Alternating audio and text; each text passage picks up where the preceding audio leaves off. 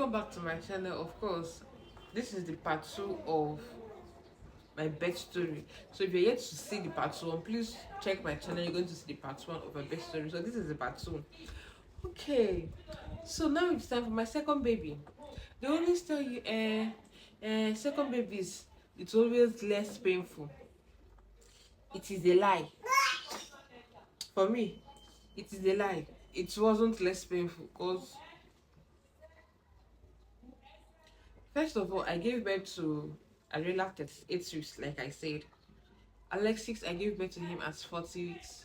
Even when I prayed that, God, please, I want to give birth to this baby at 38 weeks. You did it for me at the first time. Please do it for me again. I need to give birth to this boy at 38 weeks.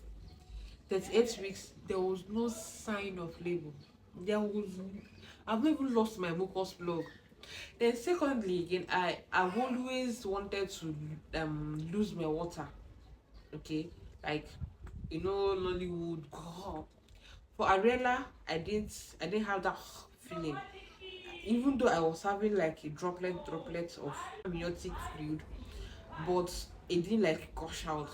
Okay, they had to pierce the amniotic kidney for the water to come out. But for Alexis, let me just start from the beginning. Okay, so when it was 38 weeks and Alexis wasn't forthcoming, I didn't know what I was like. God, I've prayed. I was tired. Alexis was big. You needed to see my tummy. It was so big. So I went to the hospital. Of course, I was having contractions. But it wasn't painful. Of course, I was. So when I went to the hospital, my gynecologist was like, "This baby is not. He's stunned, of course, but there was this time she used for me, but it was just like his head has not really entered. Like it has not. uh So I didn't know what to do, but she assured me that I shouldn't worry about it. She assured me that I shouldn't worry about it. That there are some babies do turn, they do enter maybe when you're in labor and stuff like that. So there's no need to panic or to be worried. I was like, okay, no problem. So when I got to 38 weeks, not 38 weeks, they were like, if the baby is not yet out at 39 weeks, that they might rupture my membrane. Okay, so I had to call my husband. Should I do this now or wait for 39 weeks? They were like, I should wait for 39 weeks. That if nothing happens, then maybe you can do it at 39 weeks. And secondly, again, you wait for my mom to come for the omogo. Okay, I told the doctor, no, I don't want to do it now. After speaking to my husband, of course. So I went home, started preparing, went to the market, got it. I was doing things. I was doing things I wasn't meant to do. I was doing things I wasn't meant to do just because I wanted the labor to come. I wanted to stress myself, but nothing thought was coming. So 39 weeks, my mother-in-law was like, "Don't touch that baby. Don't rupture anything. Let it happen naturally." My mom too, "Don't rupture anything. It happened naturally." So I was like, okay, well, since you guys want a natural birth in quotes, I shouldn't touch this baby. People should know that I'm in my 40 weeks old and I am tired. So I told my husband that Friday that if I'm going to the hospital for my antenatal tomorrow, I'm going to my hospital bath. Like I am tired. I need this baby out of me. And I also prayed that I wanted to experience the water breaking thing. Okay, and I didn't want to be caught unaware. So I was ready reading the things when the water has broken, the signs you see. Some people say you're going to lose your mucus plug before the water comes out. Some feel like the water will come out before the mucus plug. So I was just reading things. Okay, so that Friday night, next day Saturday, I was meant to go to the hospital for my 40 weeks antenatal. So I went to the hospital in the morning.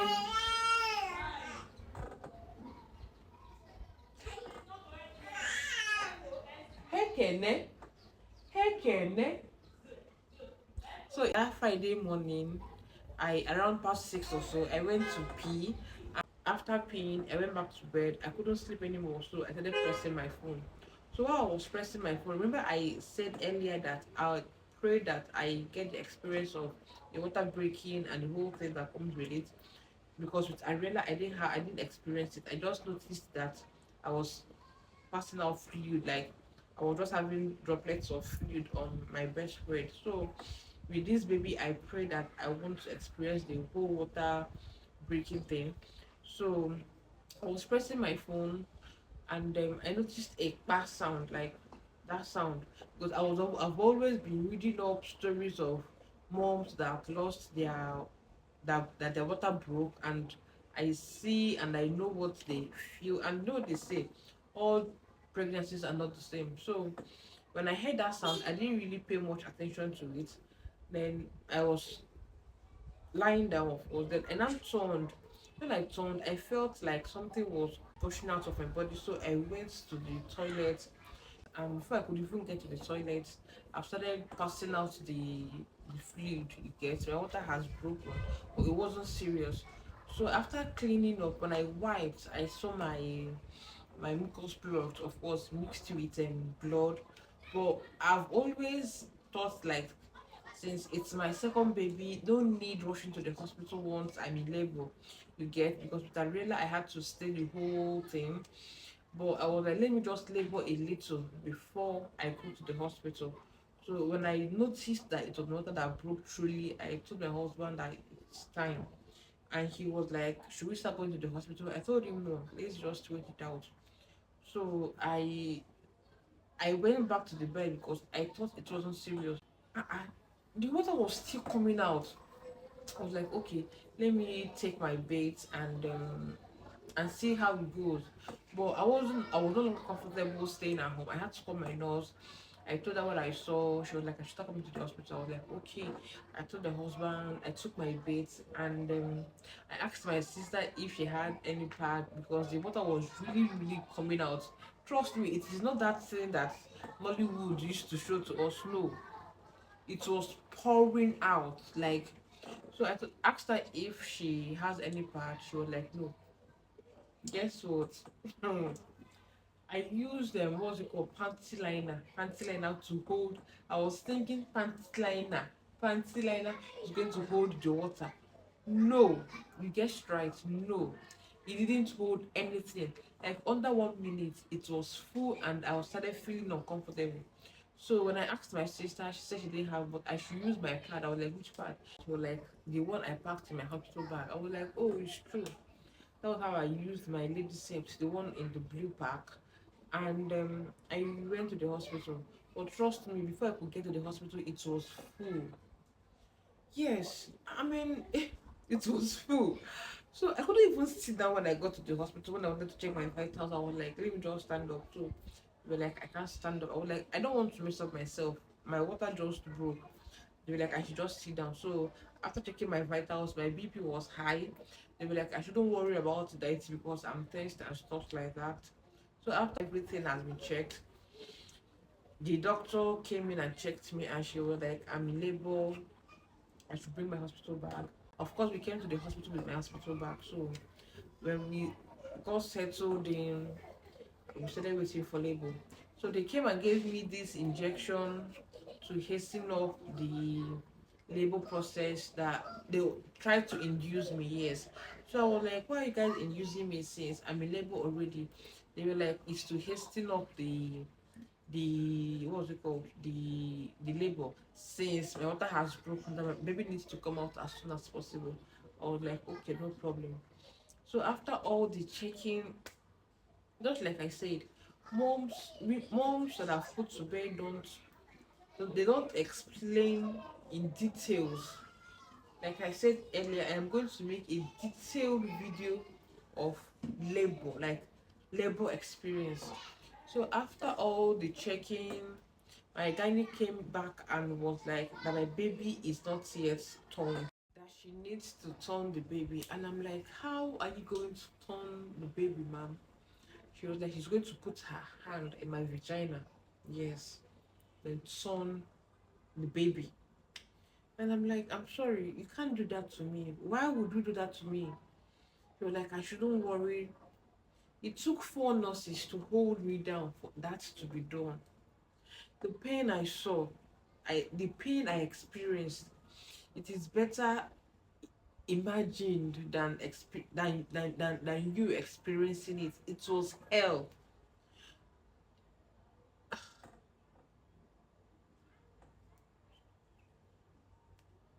So when the gynae finished turning the baby, labor, of course, I was still in labor and everything was going, but the progress wasn't as fast as I realized, you get.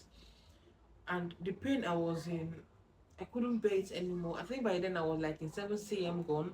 I was 7 cm dilated. So I was like, I can't take this anymore. I told them to call my husband for me. When he came, I told him, sweet, I don't think I can continue with this. I think I need to go for a CS. This pain is too much. I can't do this. He was like, calm, I should calm down. He was asking the doctors what they suggest, what's their advice.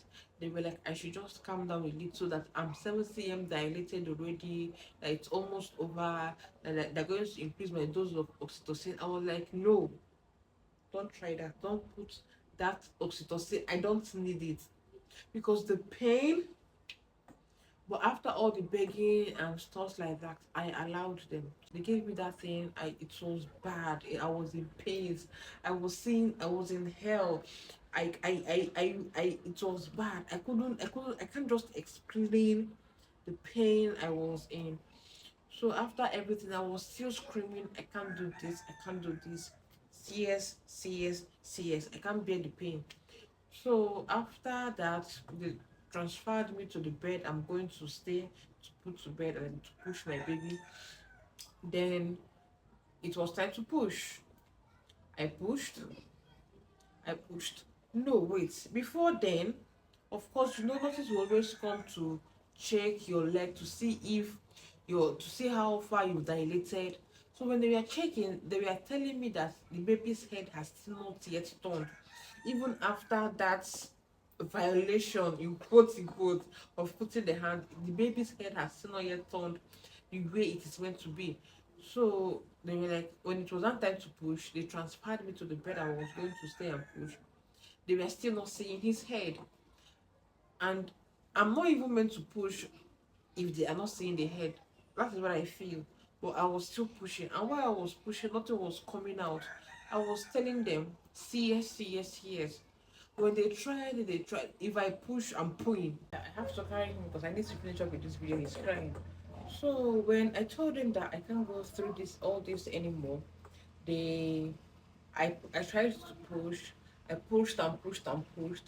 His head, they were not even seeing the head, not stop off. You get. So after the whole thing, and after they've seen that I've tried, they decided it was time for me to go through the CS. I really felt bad. I felt like after I have cried, after I have pleaded, all the pains I've gone through, and still I'm going through the CS. Like if I have undergone the CS when I was asking for it at 7 CS, this wouldn't have happened. I wouldn't have gone through all the pains I'm going through right now. So after everything, they called my gynae. My gynae has gone home. That should be around 6 p.m. or past 7 or so. I started laboring around 2 or so. It took them almost 45 minutes for them to come into the hospital to prep me up, and I was wheeled into the theater for the operation. The operation did not even last up to, it didn't even stay up to 15 minutes, and I heard the cry of my baby. So it was really, really not a pleasant experience when you compare it with my first child. I realized, you get, it wasn't really a pleasant experience because I ended up going through emergency CS. You get, but at the end of the day, I'm happy. My baby is here. I'm here. You get, it really, really, it's worth the pain and every other thing I went through trying to bet him. So that's the end of my birth stories of my two babies. Okay, if you have anything to say, just share it in the comment section. Don't forget to subscribe, please. I'm trying to grow this channel. Okay, your subscription is going to be a lot of encouragement for me, and I'll see you guys in my next video. Okay, bye.